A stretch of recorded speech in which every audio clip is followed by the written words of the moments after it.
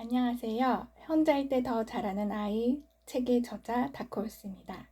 오늘은 내 아이가 다른 친구에게 맞았다면 어떻게 대처해야 할까요? 이것은 학교 폭력일까요? 아이가 울면서 전화가 왔다면 여러분의 기분은 어떠실 것 같아요?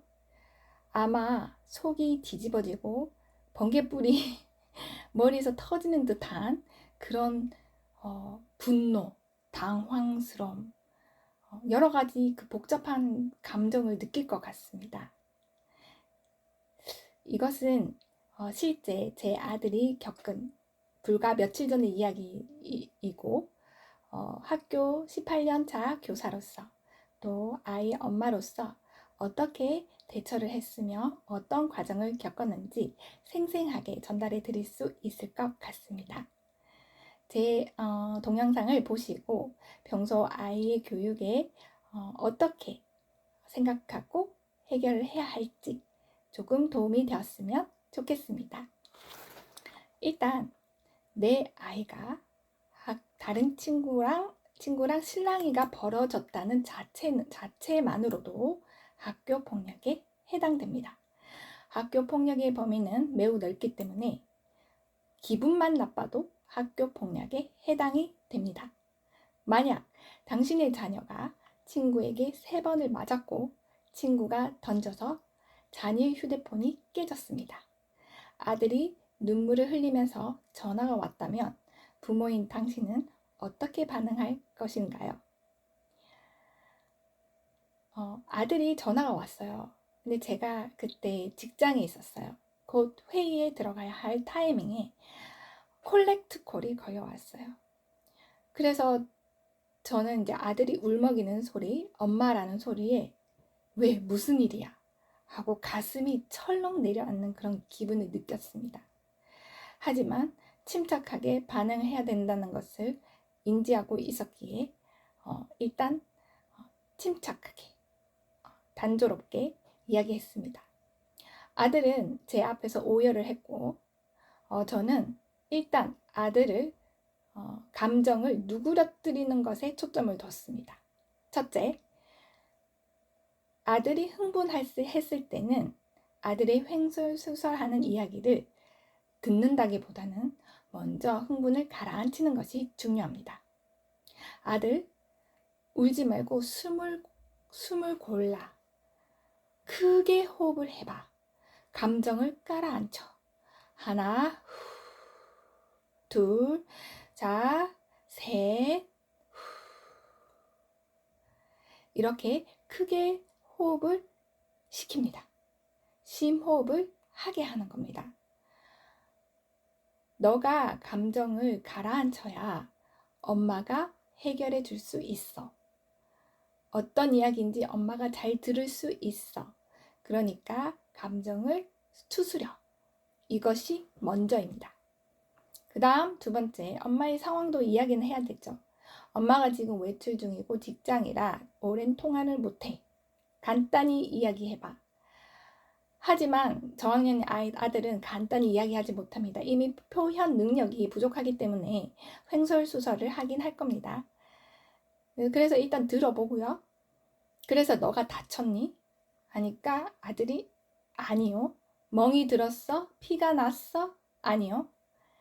네, 그렇게 그 아이가 안전하다는 것을 인지를 했고, 다음으로는 3번째, 엄마한테 제일 먼저 전화를 해서 알린 것은 매우 용기 있는 행동이야.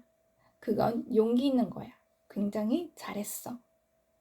그런데 너가 안 다쳤고 2번째, 엄마는 곧 회의에 들어가야 해서 이거는 간단히 전화로 이야기할 내용은 아닌 것 같아.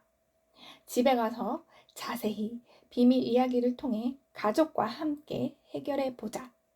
너는 걱정하지 말고 하던 대로 학원을 갔다가 2시간 뒤에 만나. 그랬더니 이제 아들이 이제 마음도 가라앉혔고 엄마한테 뭔가를 알렸잖아요. 네, 그랬으면 아들이 되게 차분해져요. 그래서 네 하고 안심을 합니다. 자, 그래서 이제 집에 갔어요. 남편은 이제 밤늦게 들어오기 때문에 저와 딸, 아들, 그리고 남편은 스피커폰으로 이야기를 했습니다. 자, 아들 설명해봐 하면 이제 아들이 막 설명합니다.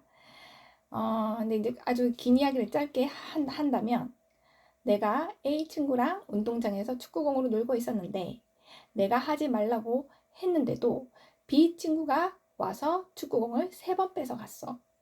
그 친구는 나를 3번을 때렸고 나도 그 친구에게 휴대폰 줄로 3번을 슬쩍슬쩍 쳤어.